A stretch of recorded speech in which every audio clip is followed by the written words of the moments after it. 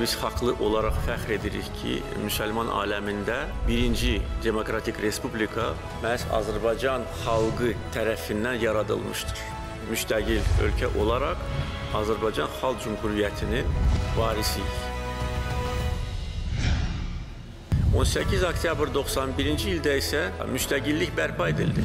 Bizim müstəqillimizə gedən yol məhz 17 noyabr 90-cı ildən başlamışdır ki, dövlət bayrağımız olan 3 rəngli bayraq dövlət bayrağı kimi təsis edildi. 18 oktyabrda Xudafərin körpüsünə Azərbaycan Silahlı Qüvvələri çıxdı və Xudafərin körpüsü üzərində Azərbaycan bayrağını qaldırdı. Xudafərin körpüsü Azərbaycan xalqının milli sərvətidir. Azərbaycan xalqı yorulmadan bu qələbəyə doğru addımlayır. Müstəqilliyimizi heç kimə güzəştə getməyəcək. Bunu hər kəs bilsin.